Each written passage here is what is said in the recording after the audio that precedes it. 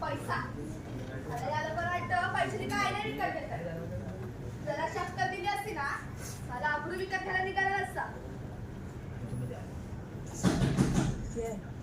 कोण आहे रे? शाळेला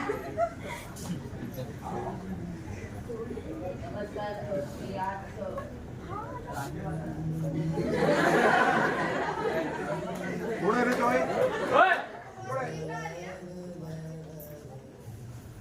असं काय बघतोय?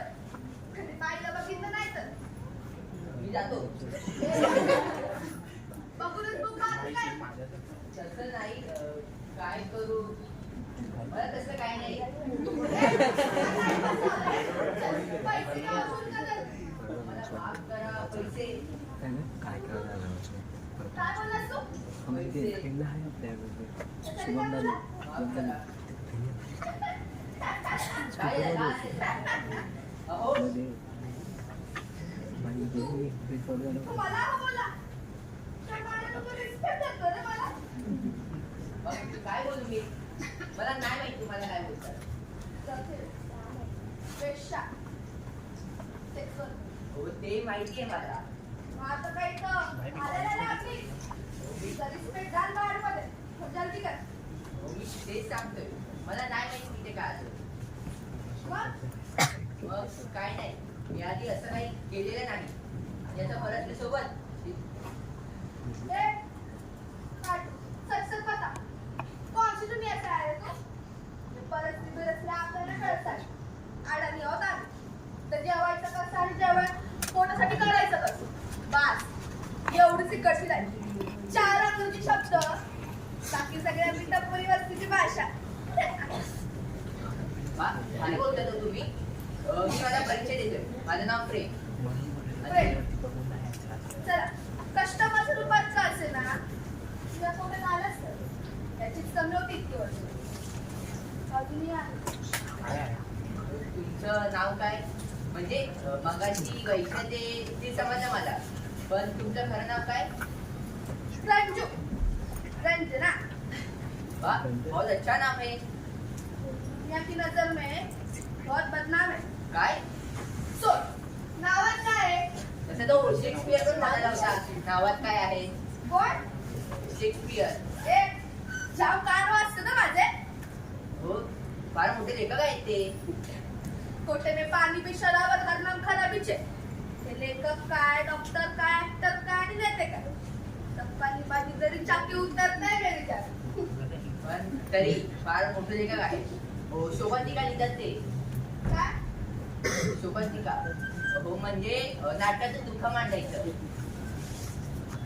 लिखने वाली कलम में इतना जो था कि वो हमारा दर्द लिख सके.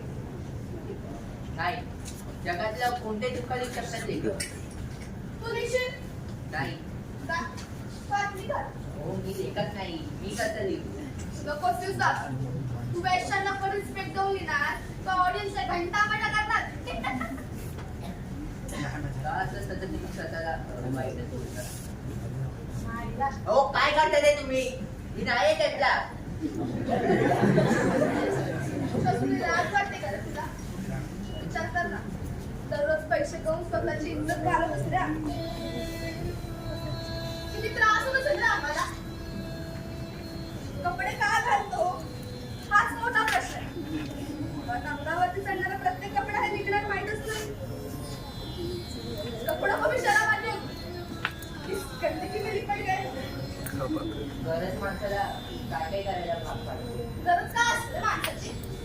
अन्न, वस्त्र आणि वारा. या गरजा पूर्ण आल्या ना की माणसाची भूक आणखी वाढते. या गरजा अन्नाने पूर्ण होत नाही ना त्यासाठी येतो हा कोटा. तुम्ही काय लिहिते? ए, ते तुम्ही आम्ही करणं बंद करा आधी. तू बोल. माफ करा. नक्की पुरुषच आहेस रे तू?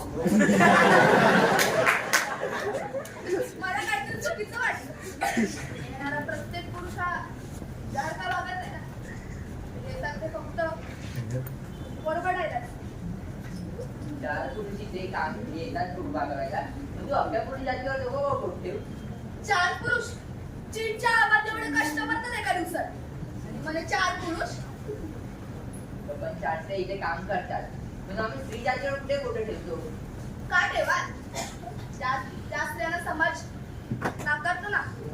त्या स्त्रिया इथे येऊन नव्याने मरतात.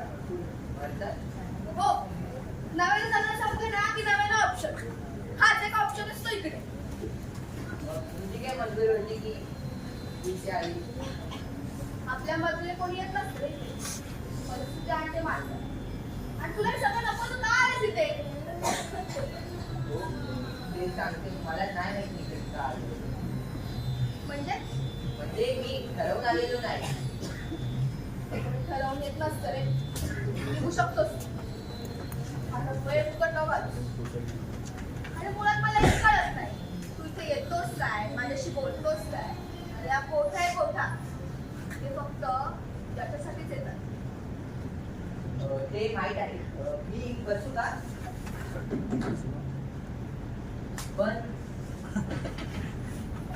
पण मला आता बोलायचंय तुझ्याशी.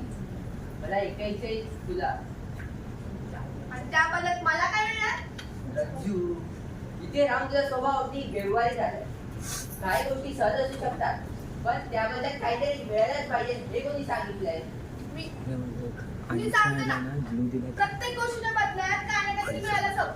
स्वार्थासाठी का असे ना जर जीना आहे ना किसी का जीना हराम की बिना तू जी नहीं सकता. या का उसूल आहे. असं काय नाही आहे. तसं पण कवी म्हणतात ओ दुनिया बुरी नाही ओ फितरत बुरी है एक और से दुनिया को देखना जरूरी नहीं. बादल की बूंद सारे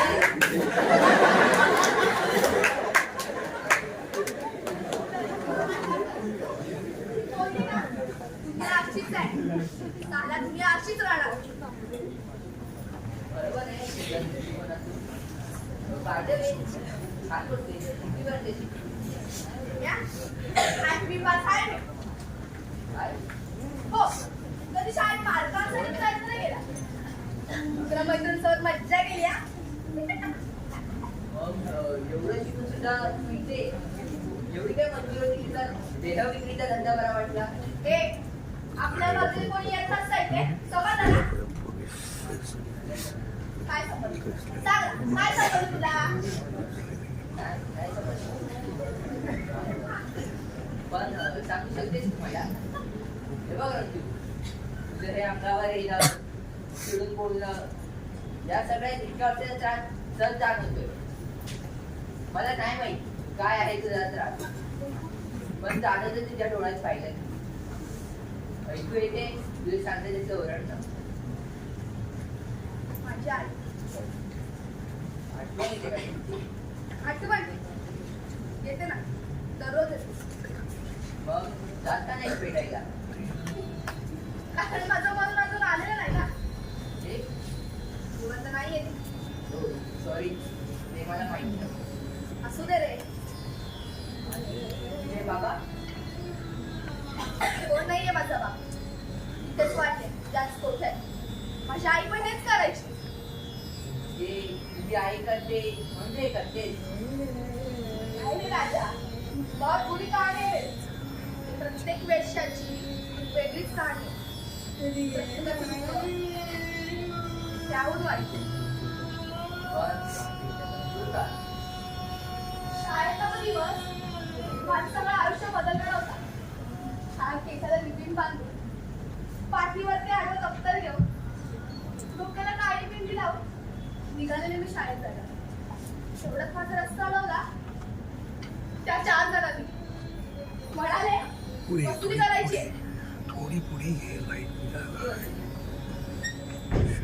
माझ्या आईने माझ्या शिक्षणासाठी कर्ज काढलं होतं. त्यात तिचा आजार पण सतत ताप खोकला शब्द म्हणा त्याच्याकडे धंदा होत नव्हता.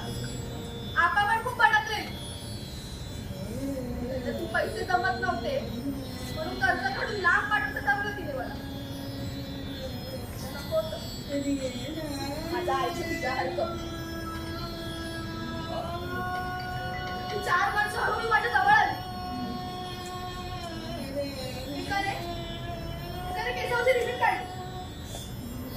एकाने पाठवून दफ्तर काढलं. एकाने माझ्यावर जबरदस्ती करण्याचा प्रयत्न केला. मी आरडाओरडा केला. पण माझं कोणीच नाही ऐकलं. आणि त्यातला एक जण म्हणाला, तुझ्या आईमध्ये आता तेवढी मजा नाही का मी तुझ्यामध्ये आहे. आता तू शिकणार, मोठी होणार, मग पैसे देणार. त्यापेक्षा तेच कर मी तुझ्या आई करत होती. तुला काय फरक पडतो? असं म्हणतात वसूल केलं. त्यांना जे हवं होतं ते.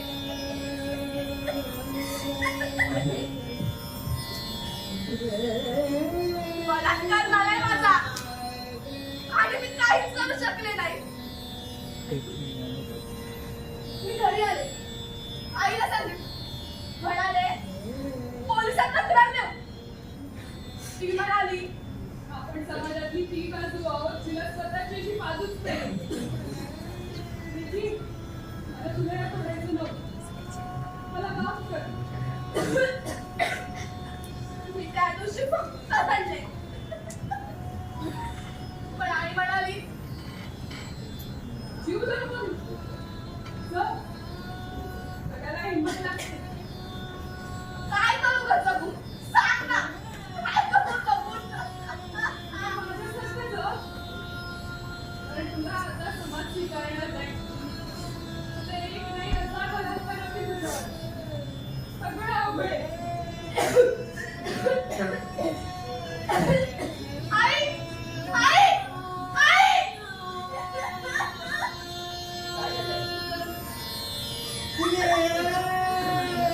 आई गेली. मला कसं एकटीला सोडून गेली. एकाच दिवशी जन्मभराच्या सगळ्या वाईट गोष्टी घडणाऱ्या माझ्यासोबत. तिचं जाणं अपेक्षित नव्हतं. माझ्यावर मला करणं अपेक्षित नव्हतं. सगळं गमावलेलं मी. स्वतःची लाज, येऊ काय बाय ओळख, स्वाभिमान. काय रे आई,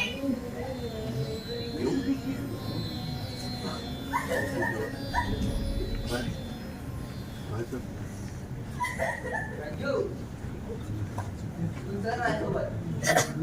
तुझ्या या कहाणीतून काय झालं तरी तू बाहेर काढ. इथून पुढे आपण रोज जगू एकत्र. तो निघून जातो शेवटी आवे काढतोय